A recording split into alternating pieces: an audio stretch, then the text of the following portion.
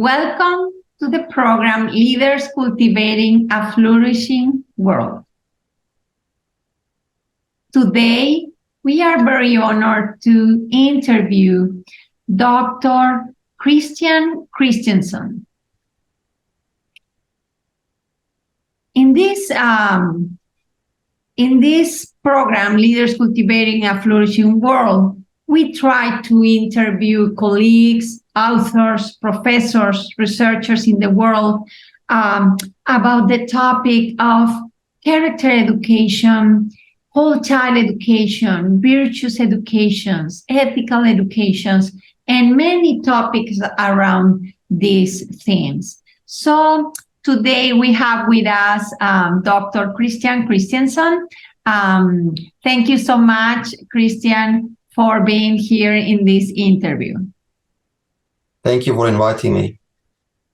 So, Dr. Kristjánsson research orientation is Aristotle-inspired philosophical scrutiny of theories in educational psychology and values education, with a special emphasis on the notions of character and virtuous emotions.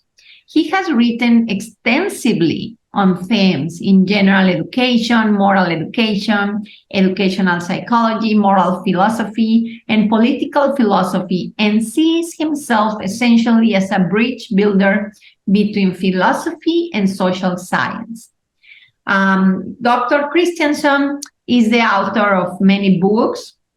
Some of these books are Social Freedom, the Responsibility View, Justifying Emotions, Pride and Jealousy, Justice and Desert-Based Emotions, Aristotle, Emotions and Education, The Self and Its Emotions, Virtues and Vices in Positive Psychology, and Aristotelian Character Education, the last of which was voted the best researched monograph in education in 2015 by the British Society of Education Studies. Kristján works in the School of Education as a professor of character education and virtue ethics at the Jubilee Centre for Character and Virtues, the University of Birmingham in the United Kingdom.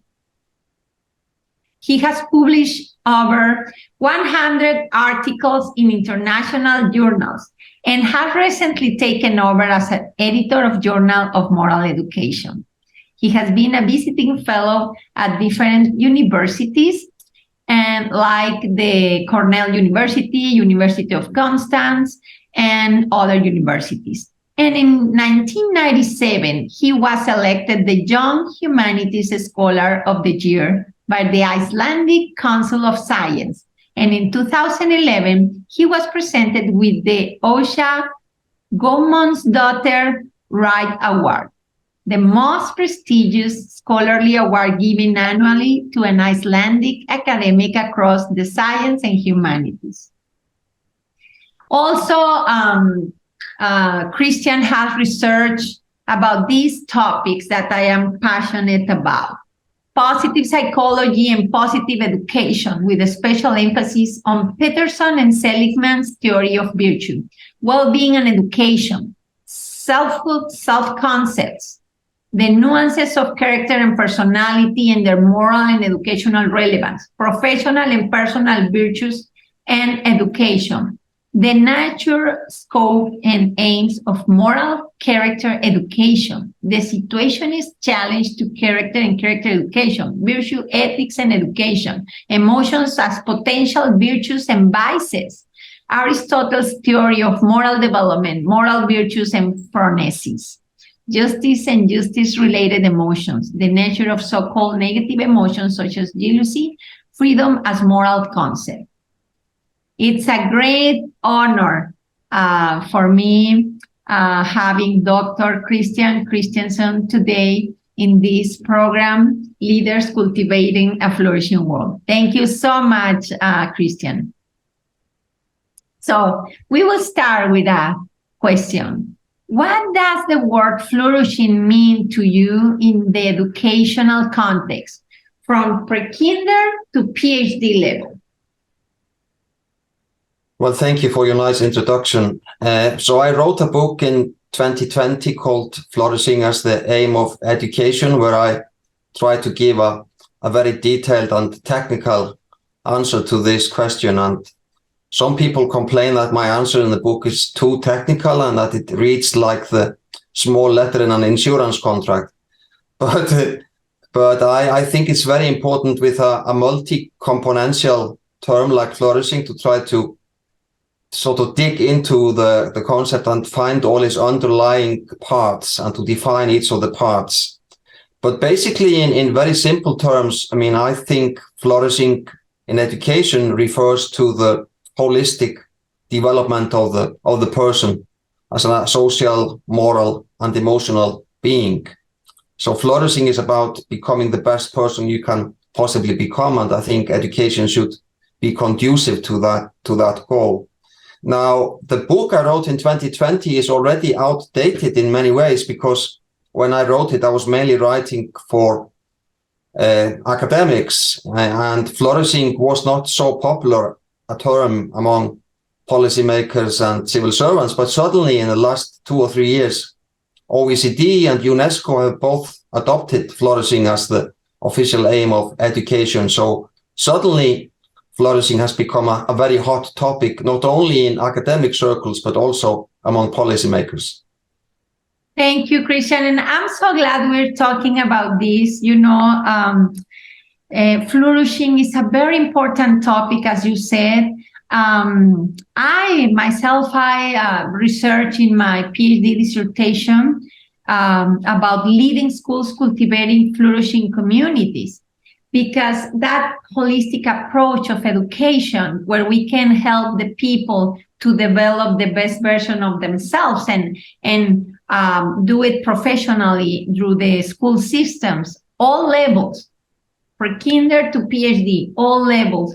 So it's very important. So thank you so much for all your contribution to this topic for the good of the world. As the former deputy director of the Jubilee Centre for Character and Virtues in Birmingham University at the UK, professor and author, what is the relevance of integrating character and virtue education in all the educational activities? Well, I mean, we can't really have good education without character and virtue education. Indeed, I think that all good education is character and virtue education. The question is how to incorporate it in the school system, in the timetable of students, and that is a very sort of technical question. One way to do it is to have a discrete subject called character education or moral education. The other way is to integrate character and virtue education into all educational activities. And I am, in a way, a proponent of the second way. I think in an ideal world, in a good school, all teachers should be character educators, whether they're teaching biology or sport or history or arts. I mean, I'm not against having a special subject once or twice a week in a timetable called character education or moral education. That's fine, but not if that is as a kind of a replacement of a focus on character and moral education in other subjects. So I'm a great believer, for example, in the value of teaching character and virtue through science, through physics, and also through the arts, literature, etc. And I think, unfortunately, many teachers, they sort of don't know how to do that, So I think character and virtue education is an untapped, unused resource, unfortunately, in many schools. And maybe I can say more about that later in answer to some of your later questions. But the basic response I want to give is that in a good school, a focus on character and virtue should be included in all educational activities. Yes, that's essential and crucial and critical. I agree, and I think all the teachers in the world should intentionally teach virtues, character traits, as you said. And also, I I researched since 1990 on how to educate in virtues across the subjects, how to educate in ethical values. So the teachers can help the societies to be better, to practice virtues. And that became the passion in my life, because I found that the power of a good teacher teaching virtues to the students so they can flourish, as you said, and they can develop their skills and be happy and contribute positively to the society. So that's very important. Another question, Kristján, what is the relationship between the terms character and virtue? Well, if we begin with the first term, then the way we in the Jubilee Centre understand the term character is a subset of human personality. So there are various personality traits that cannot be educated and are mostly inborn, like a lot of our big 5 personality traits. Whether you are an introvert or an extrovert is something what you cannot really change, and you shouldn't try to change.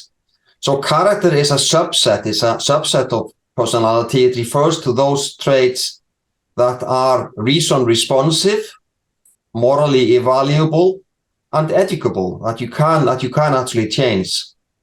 And what are these traits? Well, they are made up mainly of virtues and vices. So they are dispositions. So we understand virtues and vices as dispositions that make up good character. And the virtues obviously make up good character, and the vices make up bad character. So this is the traits in your personhood that you can change through discussion, through reasoning, through deliberation, and through education. Great, thank you so much. Your center developed a framework for character education. Can you please explain the different types of virtues mentioned there? Yeah, so we developed a 4 componential model of virtue, and it's not novel or original. It's based on older ideas from Aristotle and others. But anyway, the 4 types are, first of all, the moral virtues like compassion and justice, generosity, etc. And then we have the civic virtues like social action and volunteering, social justice. And then we have the intellectual virtues like critical thinking. And finally, we have the performance virtues, which some people wouldn't really want to call virtues because they can also be used for bad ends. We could call them performance skills, if you like grit and resilience and communication and teamwork and so on. So these are the 4 categories of virtue, but one virtue has a unique place in this system. It's a bit like the conductor of a symphony orchestra. So if we think about the 4 groups as the orchestra groups in a symphony orchestra, the violin players and the trombone players and so on, then a good symphony orchestra also needs to have a conductor who stands on a pedestal above the orchestra and makes sure that the total sound coming from the orchestra is harmonious. And that is the role of practical wisdom or phronesis in the Aristotelian system that we use. So Aristotle thinks that many of the most difficult choices we face in life are not choices between good and bad. They are choices between 2 virtues when they collide, like when you cannot both be honest and compassionate at the same time. If somebody asks you a question, and a difficult, painful question, then should you be honest or should you be considerate and compassionate to the person? Sometimes you can't be both. So we need practical wisdom as a meta virtue, as a virtue standing above the other virtues to help us to adjudicate when there is a conflict. Thank you so much. You know, in my family, we love music and my children love music too. And that's so true, to harmonize. everything. So we can have a beautiful song, right? Yeah, and this is one of my complaints about positive psychology, their system of 24 character strengths and virtues, that they don't have any meta virtue to solve conflicts. So for positive psychology, it's all about sort of boosting or enhancing all the 24 character strengths, but they don't really tell us what to do if there is an internal conflict between them. Thank you, Kristján. And some of the books you have written are here: Aristotelian Character Education, Virtues, Emotions, The Self and Its Emotions, Aristotle, Emotions and Education, Virtues and Vices in Positive Psychology, etc. And I want to ask you in particular about one of your books. Please, can you share with us how emotion education can help us to develop morally, as this topic is included in your book, Virtues, Emotions? And also I want to know, what is the relationship between emotions and virtues, according to your research? If you want, first we can answer the first question. Yeah, well, I think it's easier to answer the second question first and then come to the practical one. Great. Yeah. So in the Aristotelian system that we follow, almost all moral virtues include an emotional component. The only moral virtues which do not necessarily involve an emotional component are the virtues of politeness. I mean, you can be polite to people you meet in the street or to the people you are dealing with in the bank or in the supermarket. I mean, without having any strong emotions involved, you just show decency and tact and politeness. But apart from those simple virtues, all the more complicated moral virtues in Aristotle have an emotional component. So, for example, justice has a component of righteous indignation. You feel indignant if you see injustice being committed, and in this system, then the emotional component is usually the driver of the virtue. It makes you do things, because virtues are not only cognitions, they are not only beliefs or judgments, they also have a motivational component. They drive you towards doing something to help or to alleviate suffering or whatever. So the emotions are components in almost all the virtues, but there are also more complicated relationships. I mean, some virtues are about regulating emotion, like courage helps us to regulate fear, etc. And some virtues seem to involve the absence of emotion. So, for example, humility involves the absence of too much pride. So there's a complicated relationship between virtues and emotions, but the basic answer is that most of the significant moral virtues, they have an emotional component attached to them. And then, in turn, the emotions involve different components themselves. So they have got different components, including thoughts and judgments. So you cannot really feel jealous or proud or have any emotion without having some thoughts or beliefs. Emotions are not just like feelings. They're not like a toothache or a stomachache. Emotions involve judgments or cognitions or beliefs about the world. And because they involve these judgments or thoughts, for example, fear involves the belief that something is dangerous, then you can educate them. They're educable. So like any other beliefs and thoughts, you help children to develop the right beliefs about the world, and you help them to develop also the right emotions. So this is why you cannot really have good character or even any good moral education without emotion education being involved as well. And how exactly, what is the best pedagogical strategy? We could talk about that for 24 hours, but I mean, just to give you one example, I think when teachers are teaching literature, let's say in a senior high school, they're teaching a play by Shakespeare, I think they should use this opportunity to talk to the students about the emotions of the people involved in the play, and the jealousies, the pride, all these different emotions that occur, and to help students think through whether these emotions are felt in a justifiable way, too strong, too weak. And by discussing this critically and talking through the emotional reactions of the characters in the play or in the story or in the film the students are watching, then the students can themselves try to develop their own emotions, so they are more likely to react in a medial, reasonable way to similar situations. So there is so much that can be done just within the traditional school subjects. Obviously, like I said at the beginning, it's great if you have a class on social emotional learning or character education as an extra, but I think a lot of the emotion education can take place within already existing school subjects like painting, literature, sports, etc.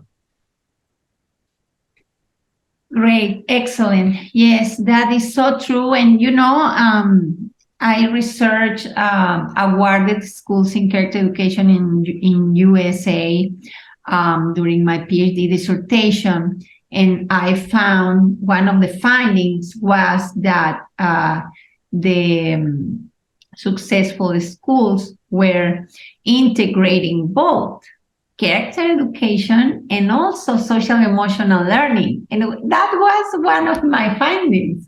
Okay, brilliant. See, and it's not just one. It's very important to have both. And I suspected that many years ago. And then I found a course, a certification in 2 different American universities about that, character education and social emotional learning, because I all the time would like to know if I have a good line, if what I'm teaching is the correct thing. So I'm so glad you're mentioning all this, because maybe for many educators can be a new thing, no?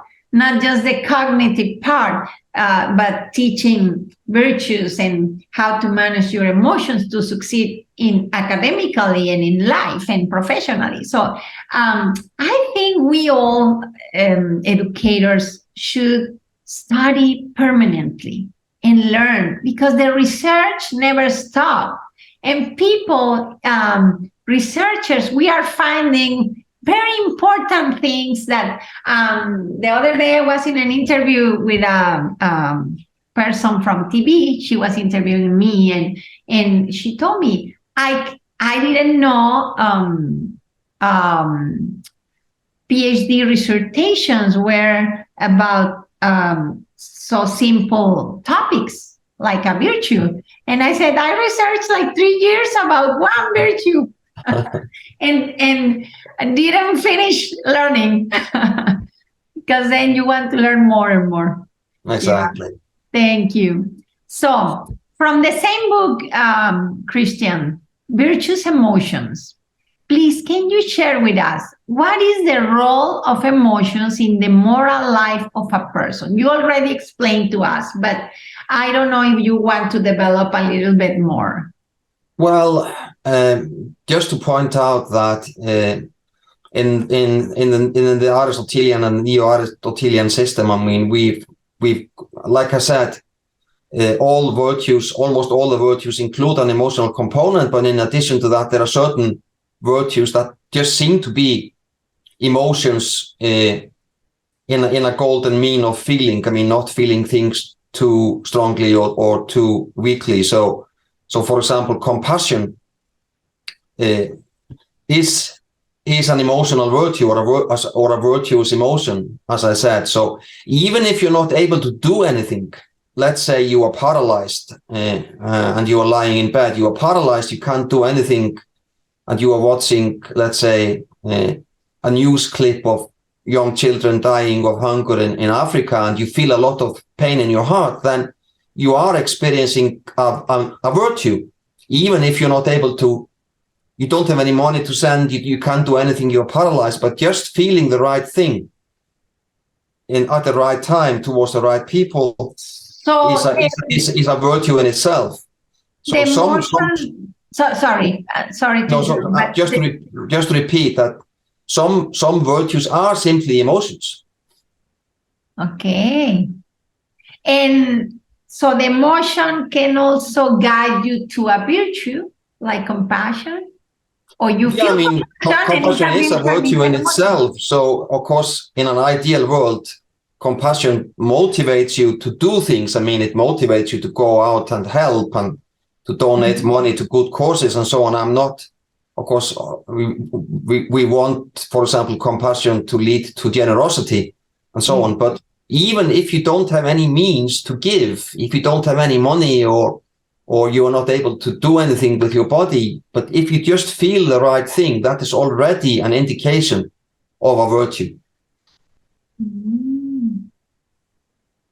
So they can be overlap a little bit, emotions and virtues?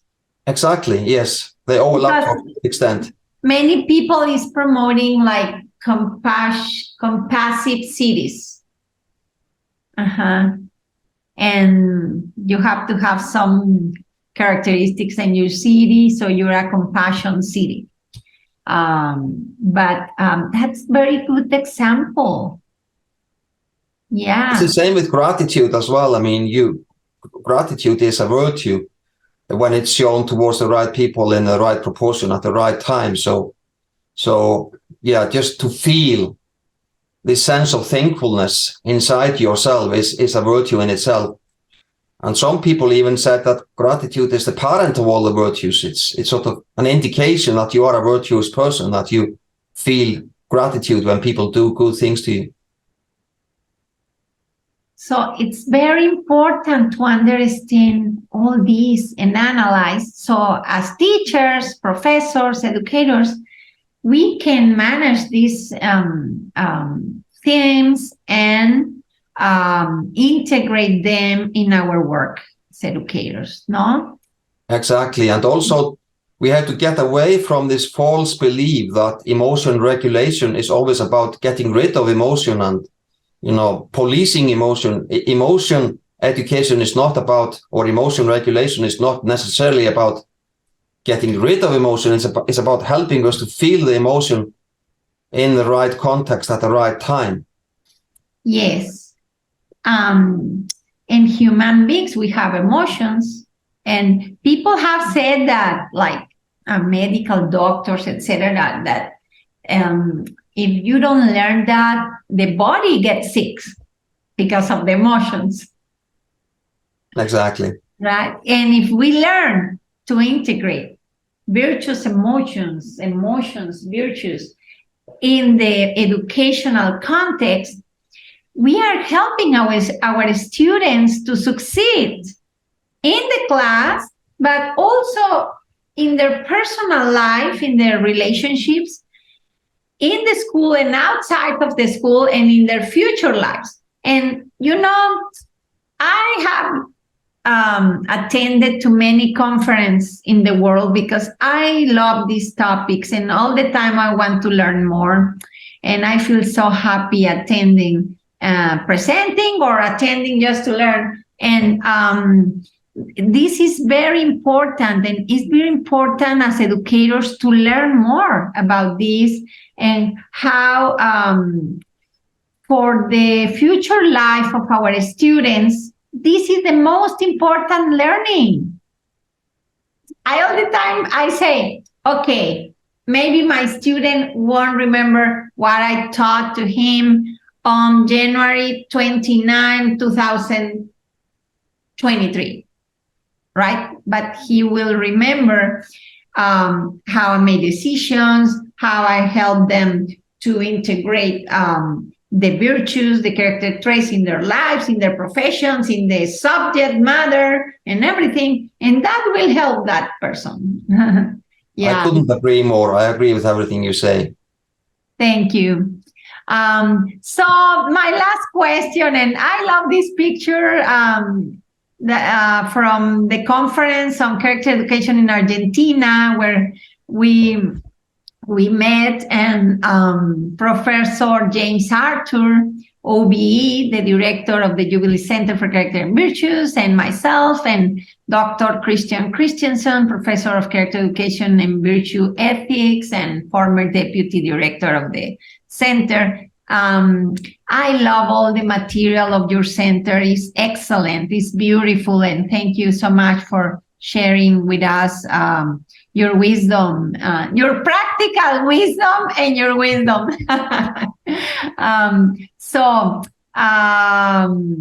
What would be your message to educators and leaders in the world so they can lead to cultivate a flourishing world, which is the name of this program?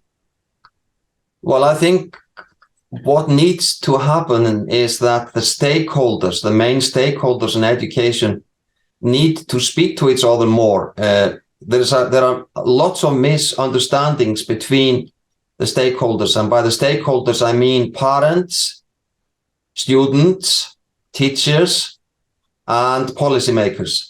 Yes. So there's a lot of misunderstanding between these groups. So if you ask them separately about what they consider to be the main role of education, then most of them say it's about creating good people, holistically well-developed good people. But then if we ask them, what do the other stakeholders take to be the main goal of education? Then they say, well, all the other people, they think that education is just about good grades and getting a good job, nothing else. Yeah. So there seems to be some kind of a mutual misunderstanding, among these stakeholders about what the role of education in general is or should be. And my main message would be that we need to get much more discussion about these fundamental issues. What are schools for? What is education for, from kindergarten through elementary and high school and to university? So what is the main aim of all of these activities? And we need to try to find some kind of a consensus or conciliatory approach to flourishing as the aim of education. And that can only be done if we get people to speak to each other. Great. Yeah. The connection between all the stakeholders, the communication. So all the forces, we all together can help to have a flourishing society, a better worldwide community. We are connected. The world is connected. We just saw that during the pandemic. And it's very important to foster communication and connection with the stakeholders, parents, teachers, professors, politicians, and the policies are very important. If this becomes a policy, now the problem is to learn how to implement that, but that's a big step. So thank you for this important comment, Kristján, because yeah, I think also if all the educators and leaders in the world, we look for our purpose in our profession, and we go deep in our mind, in our heart, in ourselves, and look for the